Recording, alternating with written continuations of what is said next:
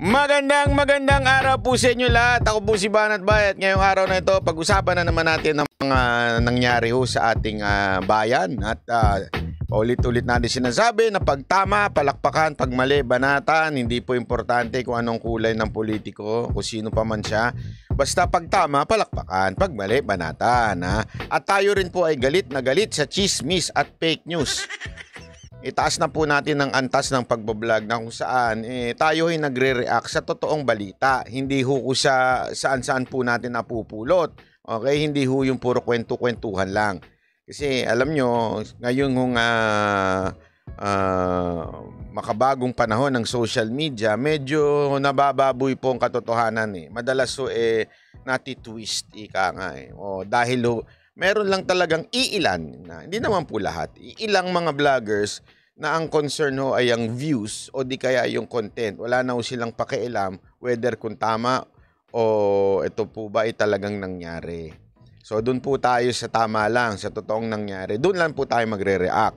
Kung hindi naman po totoong nangyari yon, kung yun ay haka-haka lang at sa tingin mo itansya mo lang, dahil lang sa malikot mong pag-iisip, diretsuhin natin na ito'y opinion lang na ito sa tingin ko. Pero kung ano talaga, wag ho natin nung imbento, wag ho tayo mag-imbento. Okay, yan po maasahan nyo.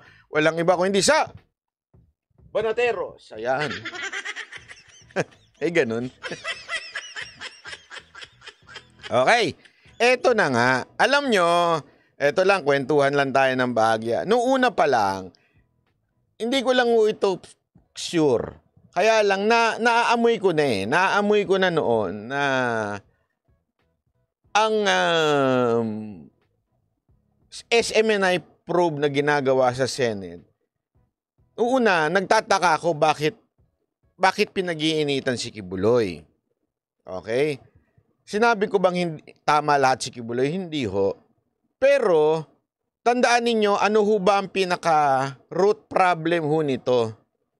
Nagsimula ho itong lahat nitong probe na ito dahil doon sa quote-unquote fake news nung dalawa nilang host. Okay? Na meron naman talagang ganon sariling opinion ang mga host. Kasi kahit sa ibang mga istasyon, kanya-kanya ho yan. Kaya nga, di ba, meron lumalabas na disclaimer na kung ano man ang sabihin ng host ay labas po ang istasyon dyan. Hindi po yan ang ibig sabihin na pananaw ng istasyon. Kanya-kanya ho yan. Hindi ho pinipigilan ang mga host ng SMNI. Ngayon, dyan nagsimula yan. Yung issue na yan, na kesyo fake news ang SMNI. Kaya, pinasuspend, kung ano-ano pinagawa. Tapos, eventually, kumurba. Ika nga biglang lumiko. Bigla hong pumunta kay Kibuloy na usapan. From SMNI naging Kibuloy. Ano ba ang problema ho doon?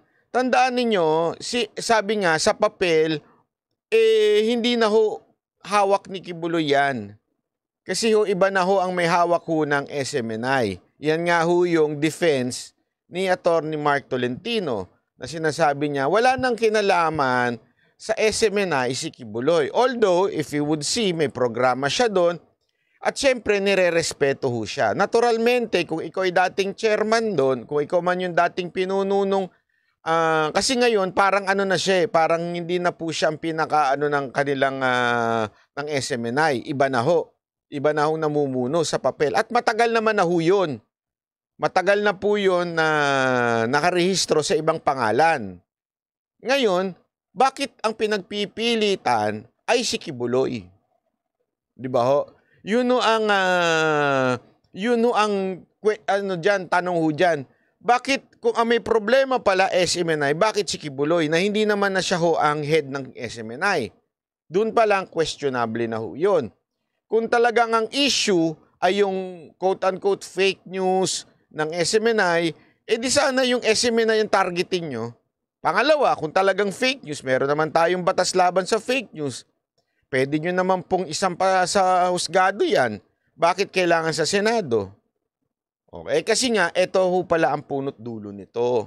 Ang punot dulo pala na kung bakit tinatarget si Kibuloy, ngayon lumabas na. Ano ho yun? Lumabas na po na ang target pala talaga nila ang mga Duterte.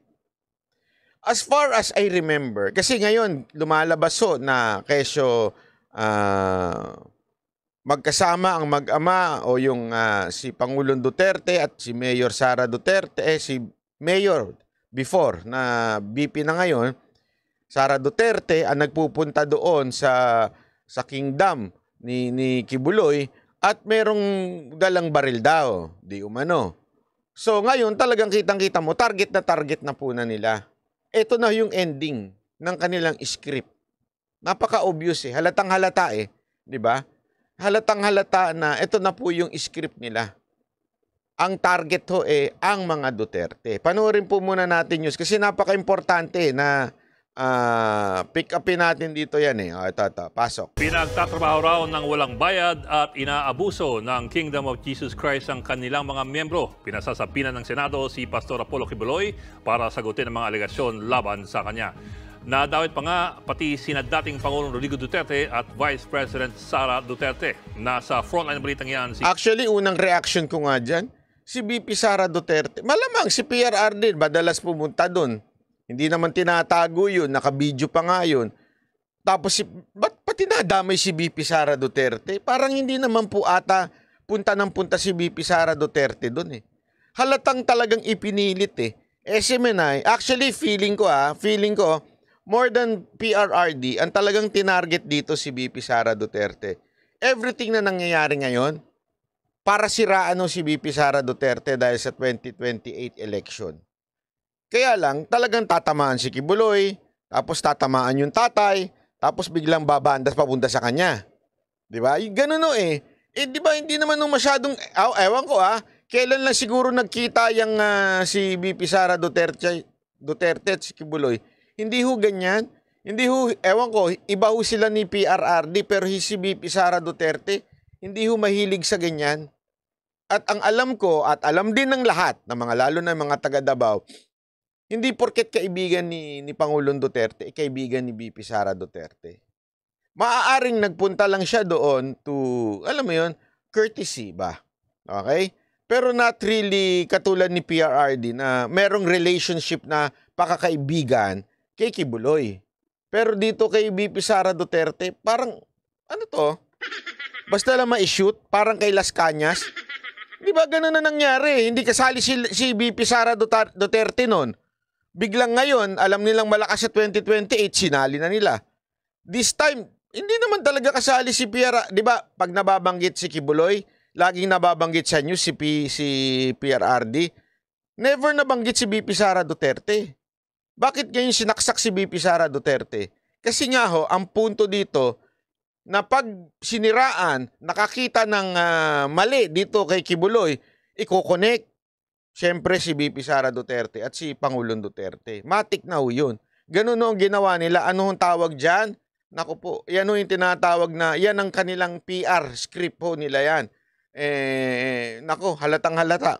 Kung hindi nyo nahalata, naku po, ang mga banateros nahalata yan. Camille Samonte. Yes, the subpoena against Apollo Kibuloy is out. Pinatatawag na ng Senado si Pastor Apollo Kibuloy ng Kingdom of Jesus Christ. Dapat na raw niyang sagutin ang mga mabibigat na akusasyong ibinabato laban sa kanya. Sexual abuse sa mga babae, sapilitang pagtatrabaho na walang bayad, at human trafficking. Kabilang yan sa mga isinawalat ng mga biktimang humarap sa pagdinig kanina ng Senate Committee on Women, Children, Family Relations and Gender Equality. Bangungot daw ang naranasan ni alias Rene magmula nang umanib siya sa Kingdom of Jesus Christ noong 2015. Kitang nanginginig pa ang kamay ni alias Rene habang binabasa niya ang kanyang salaysay. Kung paano... Ang OA naman. May pag-focus pa, hindi naman nanginginig. Yung papel yung... Nakita ninyo, papel yung nanginginig Gumaganon yung papel Pero hindi yung daliri. OA nyo O, tingnan nyo. Kesyo ng ano pa daw Jesus Christ noong 2015. Kitang nanginginig pa ang kamay ni alias Rene habang binabasa niya ang kanyang salaysay. Anong nanginginig? Kung paanong... Yung papel yung nanginginig hindi naman yung daliri Pinaggagago tayo ng news na to Ang alok sa kanyang scholarship ay humantong sa sapilitang panlilimos sa lansangan. 3,000 piso ang kota kada araw at kapag hindi naabot, dusa ang sasapitin. Nagpanggap po akong pipi at bingi. Kung hindi ko po ito maabot, ay papaluin po ako at di pa ako papakainin. Pagtungtong ng Burmans, 1.5 million pesos ang kanilang kota sa pamamalimos. Magamit din po kami ng mga fake charity para mas nakakaawa kami tignan. Kalaunan po ay naging youth leader po ako at naging task ko po ang pagre-recruit sa iba pang mga kabataan na umanib sa... Sasabihin ng iba, tinan mo Banat Bay, wag yun naman inaano yan. Umiiyak na nga eh. Diba? Umiiyak na eh. Sus.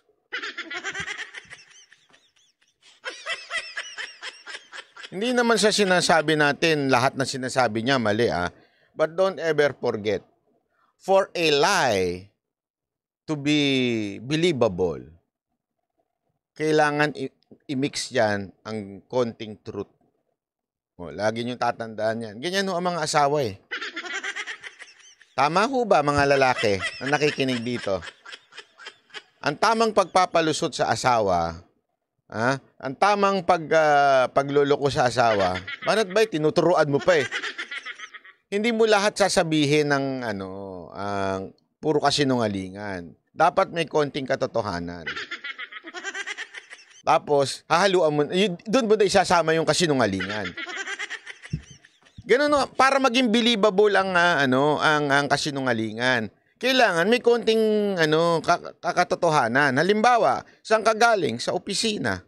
Oh, sa opisina naman talaga ako galing ah. Oh, dumaan ka sa opisina, 'di ba? Galing ka sa opisina. Pero bali kasi yung tanong eh. Saan ka ba galing bago ka dumating dito? 'Yon. Ibig sabihin, may sinegue ka. Oh. Pero sa totoo naman, opisina. Oh, galing sa opisina. Sumegwe nga lang. Oh, ba't ganon? Oh, bakit ngayon ka lang umuwi? Oh, di ba? Marami akong ginawa sa opisina. Alam mo naman, dami namin trabaho doon. Talagang naghahabol kami. Oh, totoo yan. Totoo ho yun. Pero, hindi naman ho talaga yun ang tunay na dahilan kung bakit ka na late. Pero syempre, hindi mo naman sasabihin na sobrang kasinungalingan ka agad na sasabihin mo, hindi kasi meron akong pinuntang kaibigan, tapos doon sa kaibigan ko na yun, marami kaming ginawa, tinapos namin yung project namin, ganyan-ganyan. Hindi mo siyempre sasabihin yun. Ano sasabihin mo? Yung totoo. Pero meron talagang kasinungalingan doon. Totoong marami kayong ginawa sa opisina, pero sumegway ka. Di ba? Tama, mali? So, ibig sabihin ko po, hindi ko sinasabing, lahat ng sinasabi nitong, aminado naman siyang ang pangit kasi pag sinabing bakla eh. Hindi, siya naman nung nagsabi, hindi po ako hindi ho panlalait yun ulitin ko, hindi ho panlalait yung salitang bakla Kaya lang kasi, ano ho ba ang Tagalog ng LGBTQ?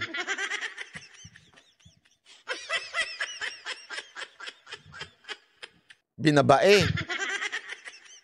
Hindi, di ba ho? Ito, lang ho ito katotohanan lang ang pinag-uusapan natin dito. Walang halong panlalait. Kasi sabi niya, dati naman siyang LGBTQ daw.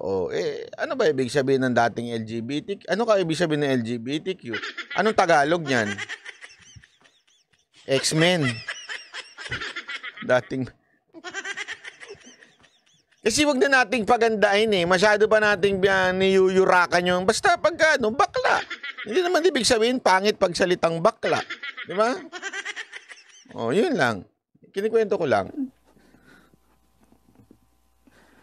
Umani po sa simbahan at mamalimos din.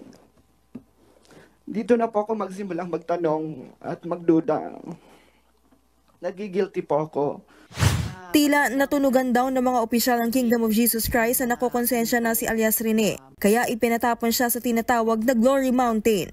Chopper ang sinasakyan papunta riyan. Walang detalye kung saan ang eksaktong lugar na yan. Basta dyan din daw dinadala yung mga miyembro ng kailangan daw iwasto ang pag-uugali. Sa kanyang pananatili roon, nakita raw ni alias Rene ang mag-amang Duterte. Minsan po pumupunta din po doon si former President Rodrigo Duterte at former Mayor, Davao Mayor Sara Duterte. At pag umaalis na po sila doon sa Glory Mountain, dala na po nila yung mga bag. Na siya pong bag na nilalagyan po ng mga baril. Dyan muna tayo. Sa eksena na yan. Kasi ang daming ang daming loophole dun sa sinasabi niya. Una, sinasabi niya, maraming pupunta daw si Mayor Duterte doon at saka si Vice President Sara Duterte. Nagpupunta daw doon. Tapos paglabas nila, may dala-dala ng bag na baril. Okay? So unang-unang sabi niya nga doon, mga baril. Alam niyo ho ba kung gaano kabigat ang isang baril? Baka akala niyo yung mga napapanood niyo sa pelikula ha, hindi ho ganun kagaan ng baril yung gumaganon. Ganun ang putok, hindi ho ganun. Kasi nga ho, malaking ho yan, bakal ho yan. Hindi ho pwedeng plastic ho yan. Kasi umiinit ho yan pagka ipinutok talaga. Kaya talagang pure na bakal yan. So pag sinabi mo mga baril, galing doon. Una-una, saan galing yun? Bakit si Kibuloy meron? Pulis ba siya? Supplier ba siya? Paano naging supplier ng baril si Kibuloy? Di ba? I mean, saan niya kukunin yun? Baka baligtad. Baka pwede pa, mas posible pa na nanggaling kay Pangulong Duterte o kaya kay BP Sara Duterte, dinala kay Kibuloy. Pero bakit baligtad? Isipin niyo mabuti yun ha, bakit baligtad? Pangalawa, pagpasok mo doon, mga baril, binitbit daw. Si Pangulong Duterte magbibitbit na maraming baril? O si Vice President Sara Duterte, siya magbibitbit na maraming baril? O baka sabihin ng iba, baka mga security niya, mga guard niya, di sana sinabi nito, si Pangulong Duterte tsaka si Vice President Sara Duterte pumunta dyan. Pagkalabas, yung mga security niya may mga bitbit ng baril. Alam nyo ba't hindi niya sinabi yon? Alam nyo kung bakit? Bakit niya sinabi si Pangulong Duterte tsaka si ano? Kasi pwedeng merong lusot pag yung may security niya may hawak na baril. Kaya sinadya niya na sabihin na si Duterte at saka si Vice President ang may hawak na baril. Para sila talaga may kasalanan. Hindi yung security. Kasi kung security niya yun, security yun eh. Allowed naman sila, mga PNP talaga yun eh. Yung iba pa nga, sundalo eh. Nakita nyo? Just to create a confusion, dahil hindi niya pwedeng ituro yung mga security na may hawak na baril. Si Duterte may dala ng baril. Mga baril ha. Tingnan yung katarantaduhan. Di ba ho? Apaka-obvious eh. Kung ikaw, kung meron kang baril, ako, kunwari may kukunin akong baril, hindi ko pa kukuha sa akin. Bakit ako magbibitbit? Siyempre, kung sino man yung legal na pwede magbitbit, sila ho ang pagbibitbiting ko. Tama, mali. Sabi nga nito ni Carlos, ang importante na balita, yun lang yun. Yun ang purpose nila eh. Ha? Yun ang perception, ika nga. Aling daw ang mga baril kay Pastor Kibuloy. Ipinakita ng News 5 kay alias Rene ang eksklusibong video natin noon sa sinasabing sanktuaryo ni dating Pangulong Duterte. Kinumpirma niyang bahagi nga ito ng sinasabing Glory Mountain. Sinusubukan pa namin kunin ang panig ng mag-amang Duterte pero wala pa silang sagot.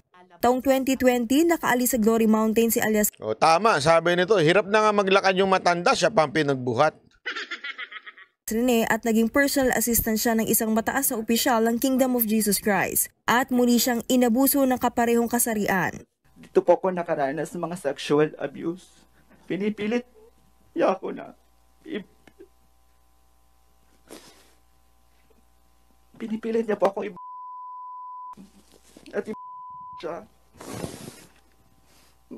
May basbas naman daw ito kay Kibuloy. Bukod dyan, pinagtrabaho. Ayan. Ako, hindi ko sinasabing hindi totoo yan, ha? Pero yung sabihin mong may basbas daw ni Kibuloy, sandali, bakit ka kagad maniniwala na may basbas kagad ni Kibuloy? Di ba ho? I mean, ang dali-dali naman eh. Kasi tandaan ho natin, sa isang malaking organisasyon, meron dyan tarantado. Mapaano mang ano yan, mapaano mang relihin yan, maano pa bang organisasyon yan, meron at meron dyan loko-loko. Di ba? At meron dyan gagamit ng pangalan ng mga nasa taas para mang-abuso. Hindi ko sinasabing totoo. Yung sinasabi niya, hindi ko rin sinasabing hindi totoo. Pero ang maliho dito, yung paniwalaan mo kagad, kasi sabi ng may basbas ni Kibuloy. Para maniwala ka kagad, sana man lang medyo inalam mo kung talagang sinabi ba ni Kibuloy na galawin ka? Parang, di ba? Hindi naman po ata tama yun, sir. Hindi naman po ata, sabihin na natin, merong loko-loko dyan. Oh, may kursunada, lapitan ka. Kunwari, kursunada ka. Di ko alam paano ka naging kursunada. Sana kung medyo itsura mo, Daniel Padilla. O di ba, pwede pang kursunadaan ng balalaki, pero yung...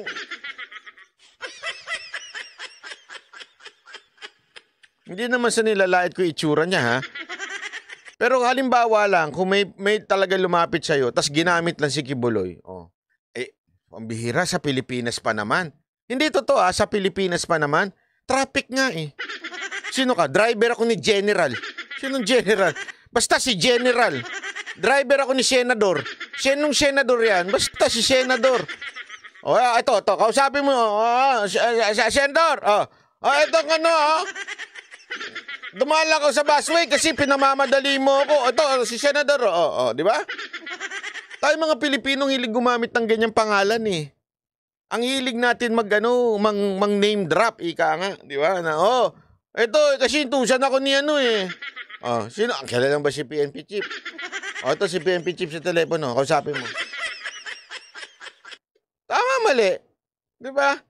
Huwag naman ganon. Nang walang bayad, si alias Rene bilang researcher ng SMNI. Nang hindi na makayanan ng pang-aabuso, umalis na siya sa SMNI. Sinigundahan naman ng mismong apo ni Kibuloy ang mga akusasyon ni alias Rene. Siya si alias David. Nagtrabaho din daw siya bilang cameraman sa SMNI at nakaranas din ng torture. 10 years na nakaraan pero naalala ko pa rin yung pangbababoy na ginawa nila sa akin. Nilagyan nila sino yung mata ko. Nilagyan nila na sino yung ari ko. Nilagyan nila sino yung bibig ko. Depensa naman ng full-time miracle worker ng Kingdom of Jesus Christ. This is a religious organization, a corporation soul, so we don't have salary, but we call them honorarium. We are serving. Alam mo, ito correct kasi ito eh. Kasi naalala ko ito nung nasa youth pa ako. Lahat doon talaga namang walang pilitan. Kung gusto mong sumali ng worship team, kunwari gusto mong, ang tagal ko doon nagtrabaho, hindi naman nagtrabaho, ibig sabihin, ang tagal kong, basta, hindi ko na nasasabihin kung ano ginagawa ko doon. Basta, may hawak ng worship team ng youth namin, hindi ko kami sumasahod doon. Kasi it's a voluntary, it's a church. Voluntary. Kung ayaw mo, di umalis ka. Ganun lang kasi, tama siya eh. This is a church. Anong gagawin mo? 'Di ba? Ngayon, ibig mo ba sabihin, tama yan, banat bay na ganito? Sandali ho, church ho yan. Anong gagawin natin? Kaya nga yumayaman ng church. Hindi ko sinabi sila. Hindi, alam nyo, kasi totoo naman yan. Even in the New Testament, remember yung mga disciples noon, mga unang lahat sila, ibinebenta nila yung lupa nila. Ibinebenta nila lahat ng pagmamayari nila, ibibigay nila doon sa mga disciples para gamitin sa ministeryo. Ganun talaga eh. Di ba? Kaya nga yung dalawang nagnakaw na mag-asawa, patay on the spot nung nagsinungaling. Naalala niyo yun sa Acts, nandun yun. Basahin nyo. So, voluntaryo talaga. Hindi na muna natin ano yan. We cannot fight over it. Bakit? It's a church. What can you do? Bakit sila tax-free? It's a church. It's part of our law. Kung gusto nyo, baguhin nyo. Di ba? I mean, we can complain kung labag yan sa batas natin. Problema, hindi eh. Yan talaga ang totoong Simple-simple lang naman kung ayaw mo, umalis ka. Kung pinilit ka, yun, magdemanda ka na. Forced labor na yun. Ibig sabihin, pinwersa ka talaga. Pero yung nandun ka, nagboluntaryo ka, tapos nag-e-expect ka ng pera, may tawag sa yung ano ka, dapat ka talagang sipain. Tama, mali. Kasi may ganyan talaga sa church eh. Ay, nag-volunteer ako so dapat meron kaming pakainin kami. Hindi. Sa amin pa nga naalala ko, labas kami ng pera, kami sarili namin. Kakain kami, kami lang. Walang reimburse. Walang ganun. Ewan ko sa ibang church pero doon sa church namin walang ganun. Kahit nga yung pastor namin is living by faith eh. Nung time na yun yung sa una kong inatenan. Ganun. Ibig sabihin, wala talagang bayad. Wala. Okay? Sabi nga nito, you're doing it for God. That's what you believe. Okay? Una-una, hindi ko sinasabing pinaniniwalaan ko yung sinasabi ni Lucky Buloy o pinaniniwalaan ko yung faith ni Lucky Buloy. It's not that. Pero you cannot question if yung mga worker nila are free. That's a problem. Malaki kailangan, alam mo ang problema kasi dito, naging politika na. Naging politika na ho. Baka sabihin ng iba, bakit sila nagfa-function as a commenting on politics o sumasawsaw sila sa politika? Wala. Kasi alam nyo, eto ulitin ko lang, marami ho kasi ditong gamit ng salitang there's a separation between church and the state. Mali. Tama yun, separation of the church and the state sa batas. But it doesn't mean the church cannot say their own opinions about the country. Yan ang problema kasi yung iba, basta lang makakote. Meron separation of the church and the state. Sa legal lang yun. Hindi yun kasama sa mga opinion. Hindi ibig sabihin, hindi magsasalita yung mga membro. Kung gusto nila magsalita sa bansa, kahit sila anumang church niyan, Pilipino pa rin sila. May karapatan silang makialam sa ating bayan. Tutuktukan ko kayo, gamit kayo ng... Alam mo yan kasing hilig ng mga Pilipino, gamit ng salita na hindi naman alam. Ang ibig sabihin. Separation of church and the state. Pero pagka Senate hearing na, hindi na siya separated. Because this is voluntary, this is being a missionary, so this is not actually employment. Gate naman ang chairperson ng komite na si Senator Risa Hontiveros. Malinaw na may human trafficking at labor exploitation sa SMNI. Kailangan din talaga yung patuloy na pag-inspect dito, di lamang ng DOJ, pati ng DOLE. Kasi kung ano yung aspeto. Ito naman,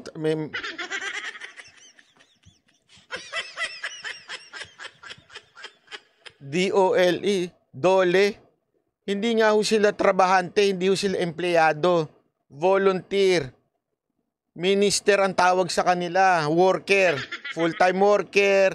Ngayon, kung yung ibang church nagbibigay, yun honorarium lang. Ba't may papasok sa DOLE? Walang employment dyan.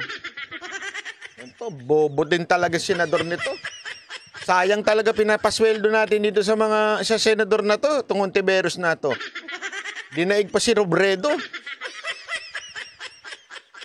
Ito ng maaring matukoy na krimen. And kung maaring engaged in human trafficking ang SMNI, talagang mapapaisip ka, binibigyan ba dapat ang... Halata alam mo kung anong ginagawa niya? Nagbibigay siya ng sound bites. Alam niyo ba yan, sound bites? O, turuan din ko kayo, ha? Kasi, yan ang sikreto para ikaw ay ma-news. Sound bites. Sound bites, in a sense, kailangan very simple, one-liner, para makuha ka, ma-pick up ka sa news. Whether it's true or not, hindi na issue sa news yun. Basta may sinabi ka, pipick upin na nila yun pag maganda. Ayan ito, si Hontiveros, halatang finifeed lang niya na merong human trafficking ang SMNI, gusto niya ma-pick up sa news. Halata, ayan, na-pick up na siya. Masaya ka na. Masaya ka na. Kala mo naman may naniniwala sa'yo. Possible or probable human trafficker, binibigyan ba dapat yan ng franchise? Tingnan mo na. Pinana si Kibuloy, kapag hindi siya sumipot sa susunod na pagdinig, pwede siyang ipaaresto sa Sergeant of Arms ng Senado. Pwede na rin daw maglabas ng lookout bulletin order laban sa pastor. Sinusubukan pa ng News 5 na kunin ang panig. Alam mo, ito. Meron ako sasabihin sa inyo, importante sa mahalaga to.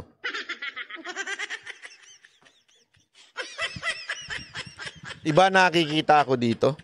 Iba. Alam mo, ito nakikita ko. Alam mo naman tayo, meron tayong third eye. Pero hindi sa multo. Sa mga bagay-bagay sa mundo. Sa politika. Alam mo, nakikita ko dito. Igagaya to kay Tebes. Naku po, sinabi ko na sa inyo. Ganito rin ang ginawa kay Tebes noon. Kung maaalala nyo. Ayan, accusation, ganyan-ganito.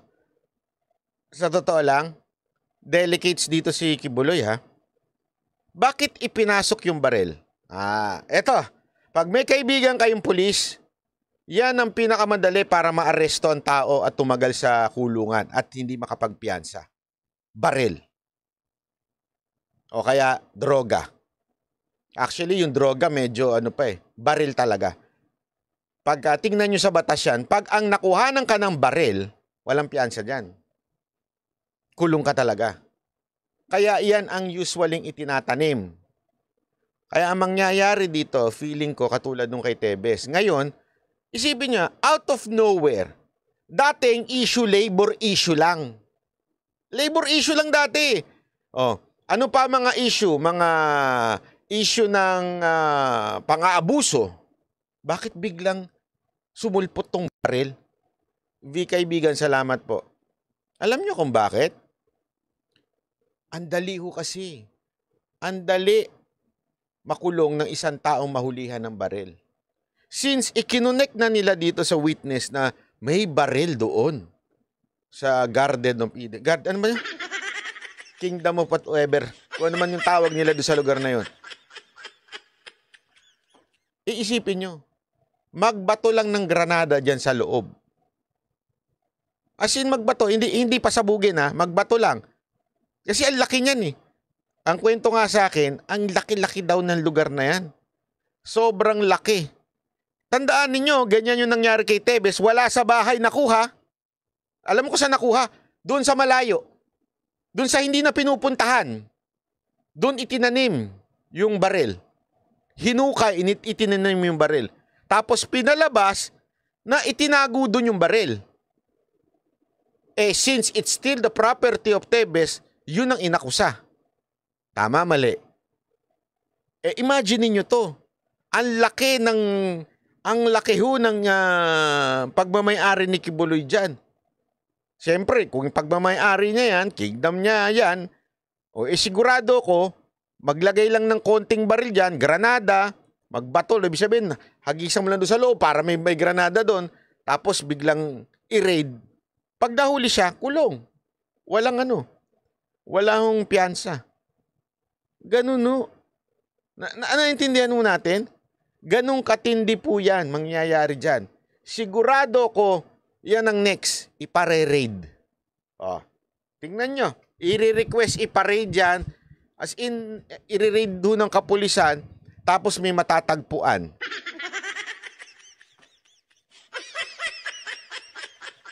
If meron naman license ang mga baril, posible pa rin makasuhan yan. Hindi ho, alam nyo, hindi ganyan. Alam naman yung may lisensya ang kukunin. Siyempre yung itatanim, walang lisensya. Tama, mali. Tetebesin yan. Tama, yan ang term ni Diego Latigo, tetebesin nila yan. Sigurado ako gaganyanin na yan. Tapos, kung hindi man, maglalagay ng mga sirang mga high-powered. Pansinin niyo yung mga high-powered na na-discover kay Tebes, baka mga sira pa yun eh. Yung mga bulok na hindi na ginagamit, pero still considered as firearms yun, di ba? Baka maglagay ng kanyon dyan, maglagay ng kung ano-ano, tapos eventually, mayari. Eto, meron ako ikikwento sa inyo. Eto, katotohanan to. Hindi ko lang siya pwedeng pangalanan kasi I'm not authorized na ikwento to. Pero ito, kinuwento mismo sa amin, 3.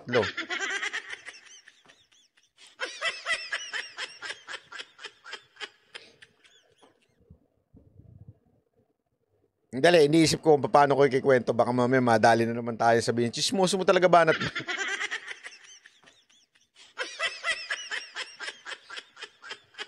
Kung maaalala ninyo, naging issue yung baril ni PRRD. Tama, mali. Napag-usapan namin yan. Walang issue dun eh. Lahat naman nun lisensyado at ang definition ng kanyang LTAP is collector siya. Kasi meron yan eh, may criteria yan. Okay? May criteria yan sa loob ng LTAP mo. Ano yung mga criteria mo. Since nandun siya, allowed siya.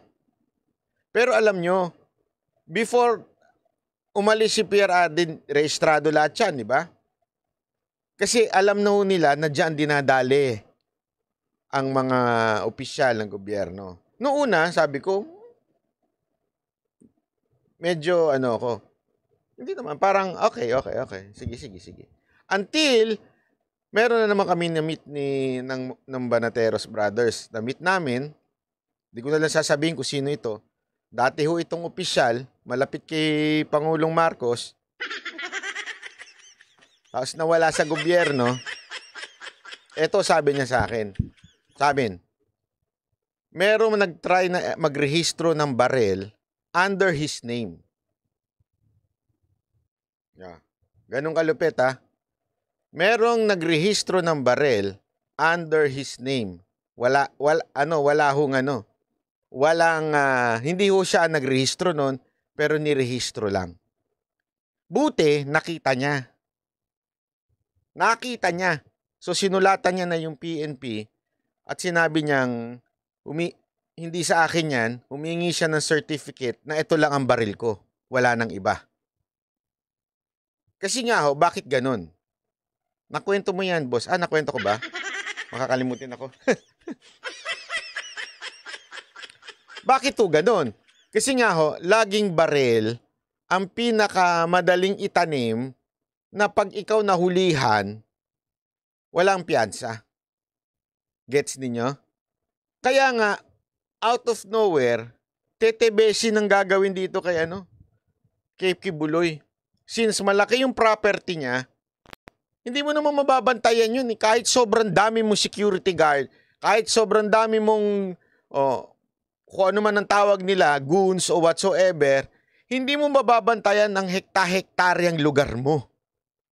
Di ba? Tapos, pag nagkaroon ng raid, naku po.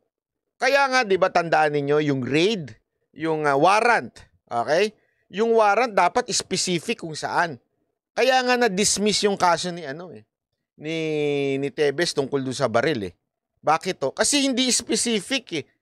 Ibig sabihin, doon daw sa warrant, kailangan nakasulat doon saan.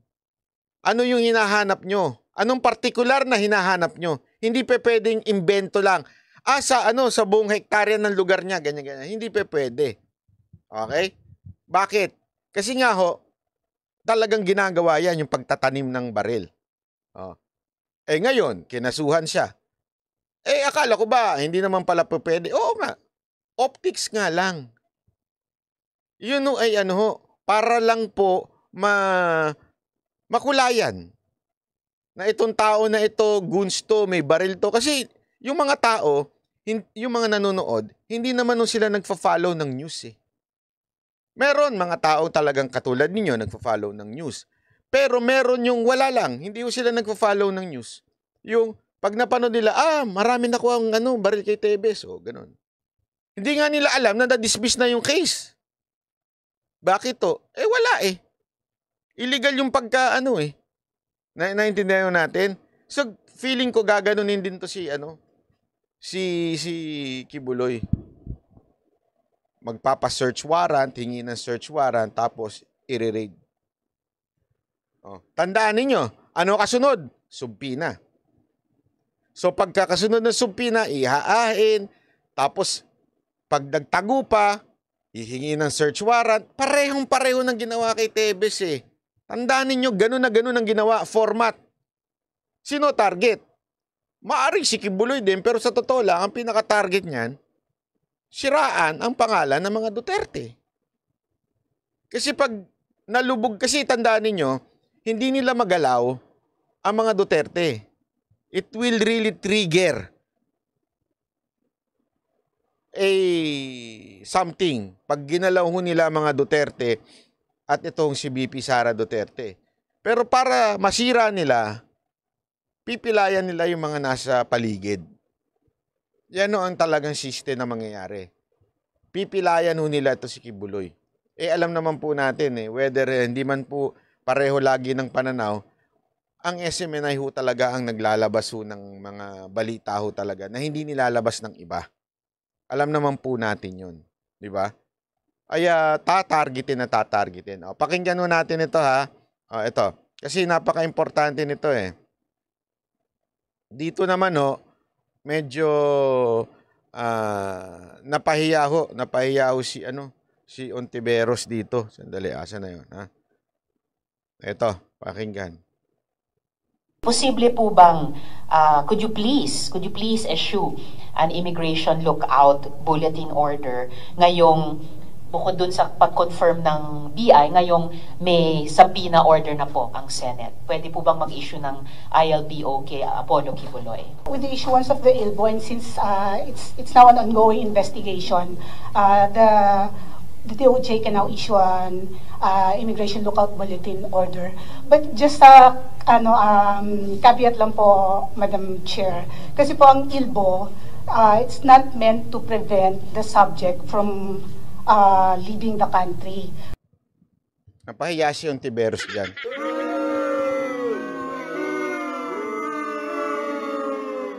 Inuutusan niya na kung pwede since magkakaroon na ng subpoena, nagmagaling ang lola nyo. Pwede ba magkaroon ng hindi pa alisin? All departure order itong si Kibuloy. Sabi ni babae, na taga DOJ ata, sabi niya, ma'am, ako, i-rewards ko na lang Ma'am, paalala ko lang. Wala namang kaso pa. Hindi nga to korte. Senate hearing ho ito eh. So, according to the law, kailangan may conviction. O kung meron mang kaso talaga, sampahan nyo kasi ng kaso. Puro kasi kayo dito eh. Hearing eh. Hindi ho to korte. So, wag nyo kaming inuutusan. Ang pwede lang, lookout order. Ibig sabihin, titingnan lang namin pagka umalis siya, hi, Pastor Kibuloy. Ganun lang. Alam mo kasi, Ontiveros, wag ka magmagaling. Magtanong ka sa abogadong nasa paligid mo. Puro kasi lalaking puro kasi kung sino-sino nasa paligid mo eh. Huwag kang Kung matatandaan niyo po, dati ho kasi meron kaming department order na in-issue para sa mga watchlist tsaka whole departure order. But this was declared unconstitutional by the Supreme Court. So, ito pong ILBO, it's just a way of monitoring. Monitor. Ginagawa nyo naman yan. Minomonitor nyo pag-alis. Mga pumupunta sa Davao, minomonitor nyo nga eh. Tinitingnan nyo nga yung flight manifestation. Diba? Alam nyo naman eh. Hindi nyo na kailangan yan lang ang pwedeng gawin hanggang walang kaso. Kaya sampahan nyo na kasi. Ang dami nyong anik-anik dyan eh. Ang dami nyong hanas. The subject of the order, but not to prevent the subject from leaving the country. So, maaari lang pong gawin nito is i-monitor ng ating immigration officers yung movement po nung tao. So, in case dumaan sila sa immigration counter, they just take note of yung itinerary niya, where the subject will travel. But apart from that, it will not prevent the subject from leaving the country. Wala po kayong official na kaalaman dun sa isang balitang lumabas na di umano ay lumipad na siya or tumakas papuntang ibang bansa? Tama po, wala po sa records namin yun. Re-rewards ko naman ang sinabi ni Arvin Santos. Madam, hindi po kasi kami naniniwala sa chismis. Kasi sabi niya, di umano umalis na. Madam, hindi ho sa amin pwede yung di umano. Sino kasi Ogie Diaz? Di umano. Maganda, madam, maging vlogger na lang kayo. Pata sabihin nyo, galing sa puting ahas nyo. May nagsabi sa inyo, umalis na si Kibuloy. Ang title nyo, medyo clickbait din, ha? Kibuloy, umalis na. Ayon sa puting ahas. Manang Ontiveros, paalala ko lang, senador ho kayo, hindi ho kayo vlogger. Ha? Parang awa nyo na. Bawal ang chismoso dyan. Based on our records po, as of to date, ang last po na flight ni Apollo Kibuloy po ay dumating po siya noong July 22, 2023. So, based on our records, nandito po siya. Oh, ayan. Malinaw. Malinaw. Chismosang Ontiveros. Ha? Oh, hindi ho umalis si Kibuloy. Nandito lang po siya. At kung aalis man po siya, hindi siya dadaan dyan. Sigurado ko. Baka dumaan na yun sa magsabi nga ni sino ba to? Sino ba nagsabi? Si Pulong ba yun o si Baste? Sabi niya, magdaan ako Indonesia. Magpunta kasi Indonesia.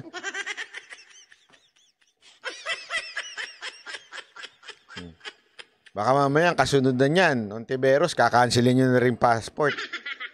Grabe, no? Mga oposisyon ngayon, parang mga diktador, ano? Kung pag hindi nila nagustuhan, tatawagin terorista. Hindi nila nagustuhan kung ano-anong iimbentong kaso. No, ano pa? Kakansilin ng passport. Ay, sus.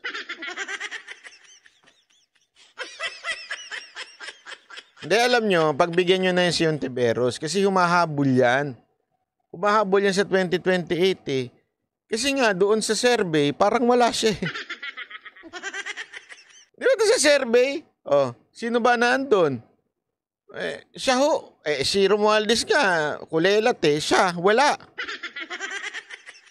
Isa ng pambato ng mga dilawan eh. Wala nang pambato ang dilawan eh. Na-shoot na lahat sila sa inodoro eh. Wala na silang pambato. Ay, hindi, meron pa pala si Romualdez. Si Romualdez na ngayon pambato ng mga dilawan? Pwede.